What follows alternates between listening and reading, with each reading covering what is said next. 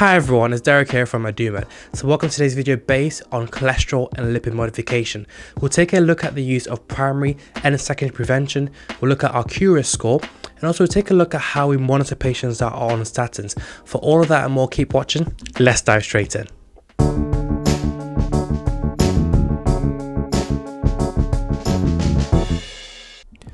The QRISK is our commonly used risk assessment tool.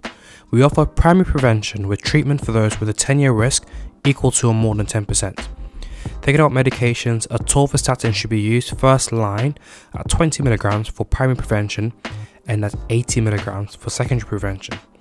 Basically, the overall aim is for a 40% reduction in non-HDL cholesterol in people on atorvastatin 20 mg and more.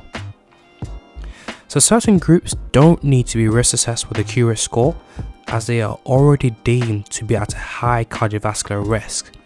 These include our patients over 84, those with established cardiovascular disease, those with an eGFR of less than 60, type 1 diabetes, polycythemia, familial hypercholesterolemia, and peripheral vascular disease. Let's take a look into a bit more detail about primary prevention. In patients aged 40 to 84, we offer a period of lifestyle modification. Following this period, if the QRISK is still more than 10%, we offer atorvastatin 20 mg. As discussed before, the QRISK doesn't apply in patients over 84. In this age range, current guidance suggests that we commence them on atorvastatin 20 mg.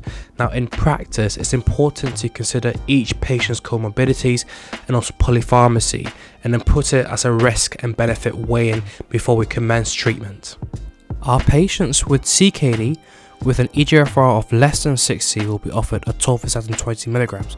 We can then up-titrate the dose of statins in order to achieve the aim of reducing non-HDL cholesterol by more than 40% if the eGFR is 30 or more. If the eGFR is less than 30, we should discuss this with the renal team before increasing the statin dose.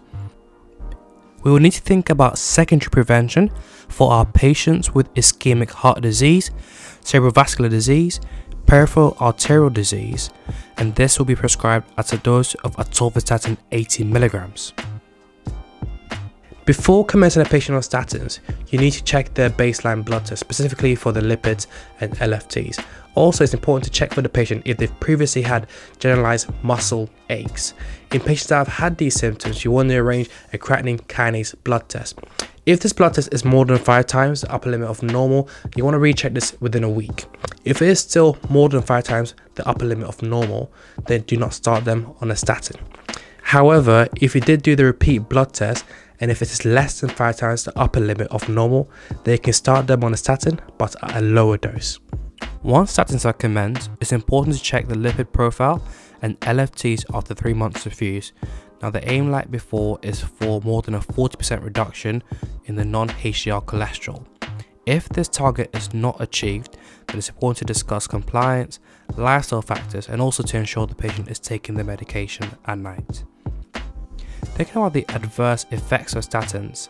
Statins are commonly known to have gastrointestinal side effects such as abdominal discomfort and diarrhea. They may also cause muscle aches. So if a patient experiences any adverse effects of statins, we've got a couple of options. We can firstly think about stopping and starting the statin back at a lower dose once symptoms are fully resolved, or we can just reduce the dose. We could also consider a trial of a lower intensity statin, such as simvastatin or pravastatin. If our patients experience muscle aches or pains or weakness, then we can arrange blood for a creatinine kinase. If the patient has been on a statin for more than 3 months, then it's important to consider alternative causes of these muscular symptoms. So thanks for watching today's video. As always, if you found it helpful, don't forget to leave a like and subscribe. Also, make sure you check out our other videos. I've attached a link to our case study playlist, which we've created to help you to get through your exam. So until the next time, we'll see you soon.